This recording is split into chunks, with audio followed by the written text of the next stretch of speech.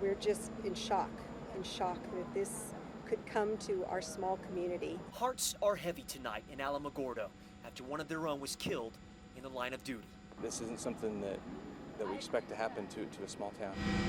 Investigators say Officer Clint Corvinus was here patrolling with another officer when they ran into Joseph Marino, a wanted felon. According to detectives, Marino led Corvinus and the other officer on a foot chase before they exchanged gunfire. Marino was killed, and so was Officer Corvinus. The 33-year-old leaves behind a girlfriend and an 8-year-old daughter. Father God, and we come to you tonight. Tonight, many in town grieved at the First Baptist Church, where prayers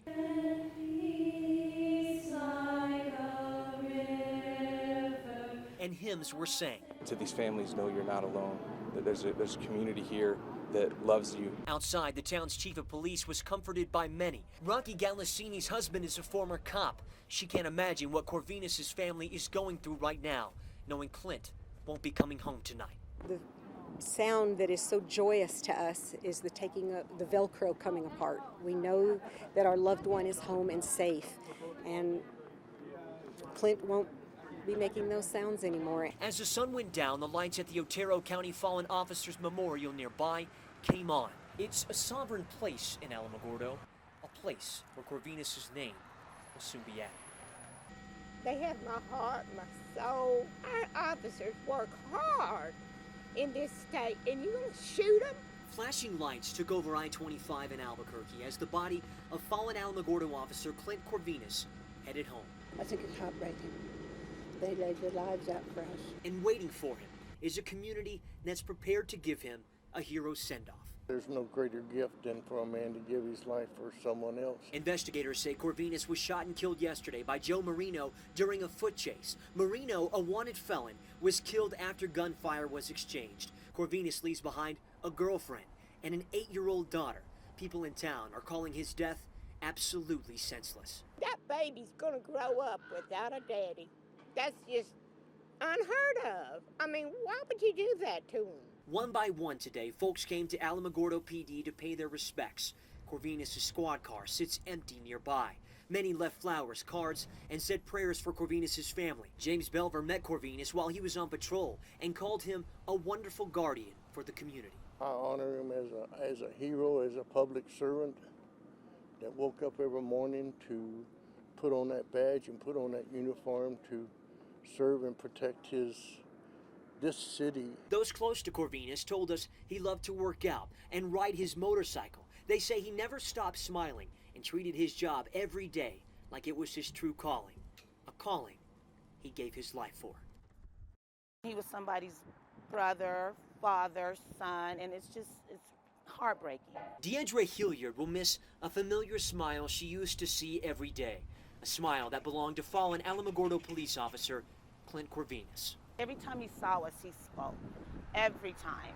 Hilliard and Corvinus were neighbors. Investigators say Corvinus was shot and killed yesterday by Joe Marino during a foot chase. Marino, a wanted felon, was also killed after gunfire was exchanged. Hilliard says her heart sank when she heard the news. She immediately thought of the times where Corvinus helped her out, like when there was a fire in her kitchen. I was like, can I borrow a fire extinguisher? They were like, is everything okay? I was like, yeah, I got it. He's like, are you sure everything's okay? Yeah, I got it. He was a good guy, just a really, really good guy. Or the times where Corvinus was kind to her boys and daughter anytime he saw them. They're the ones who really talked to him all the time. They considered him a friend. They're not taking it well at all. For Hilliard, saying goodbye will be hard, but she says she'll cherish the years, the laughs, and the memories of her neighbor who meant so much to her. I still can't believe it now.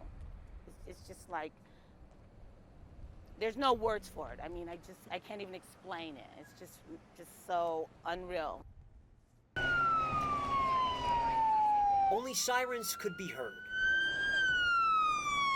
and only respect could be seen as the body of fallen Alamogordo officer Clint Corvinus returned home Saturday evening. The men and women in blue, what an incredible job they do, and I just wish, I wish it didn't have to be this way. Dozens lined the street. The fire department draped a flag to pay tribute. This salon nearby put out balloons and flags, and many wore blue to support this tiny department in one of its darkest moments. They're right across the street from us. We're just real proud of them, and that's why I'm here. Yeah, we want to show our support. You know, they're here for us. One of the department's chaplains, Dwight Harp, has been comforting officers as they mourn Corvinus, a job that hasn't been easy. It's been a lot of hugging and crying. The one thing I can't do is preach. The one thing I try to do is give them comfort. We spent some time with Javier Cifuentes, a correctional officer for the Otero County Jail. He knew Corvinus well and talked with him often when he brought in suspects. He's very professional, quiet, very nice guy. Nice guy.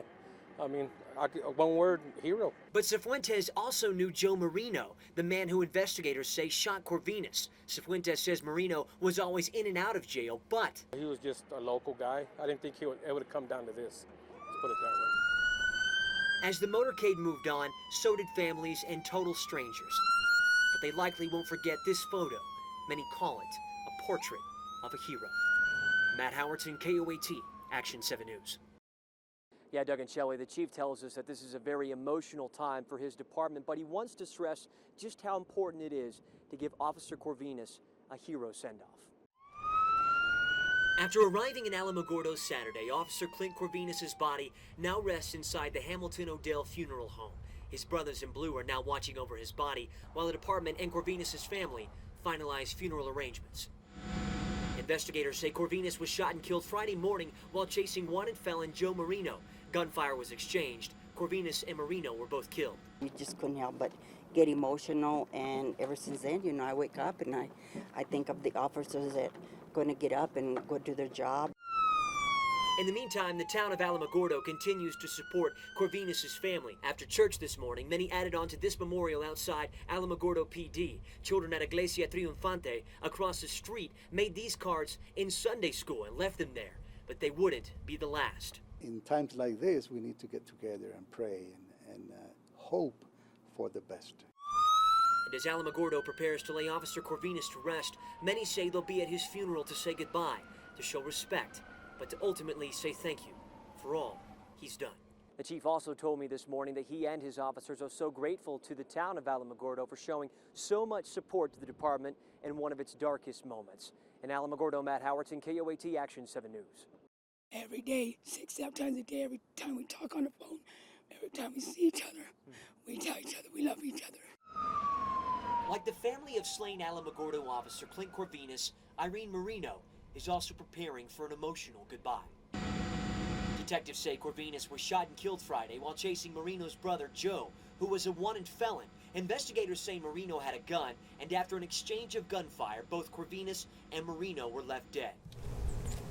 Today, Irene has been making funeral plans, and across town, the same goes for Corvinus' loved ones. Irene tells us she's absolutely devastated, saying this incident has left two families shattered and broken. Everybody got hurt. That little girl would never be able to have memories with her father. And my nieces and nephews will never be able to have memories with their father. Ultimately, from one family to another, Irene tells us her heart goes out to the Corvinuses and that she's sorry this all happened. I'm very sorry. I am very sorry. I'm sorry that it happened. It's unbelievable. That's why I feel sad for that family, because I know the pain. May God bless us all and help us go through what we're going through, and our kids be able to be what they need to be.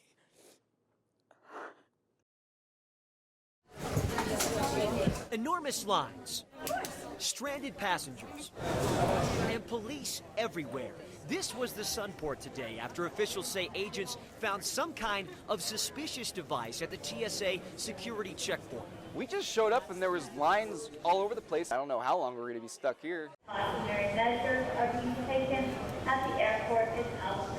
Officials shut down and evacuated the security area, delaying numerous flights and forcing passengers into a holding pattern at the front of the airport while a bomb squad investigated. What happened whenever they said... We were all loaded and ready to go, shoes off, and they just said everybody needs to evacuate to the outer hallway. Then they moved us back further, then they said to come down the stairs. Christine Kofta was at the TSA checkpoint at the time. When we found her, she still had her bin filled with her belongings. They had bomb sniffing dogs all over looking for a bomb. The dog's been through here 3 and they were times. very thorough. Garbage cans, every single bag along the way. Just about 2 hours after it started, TSA agents got a hero's welcome as they returned to their posts. We're ready to get home, going to Houston. Glad of it. As long as it's safe, we're happy to be moving. But the problems weren't quite over. Passengers found themselves waiting in very long lines as airlines rushed to get them back in the air as quickly as possible.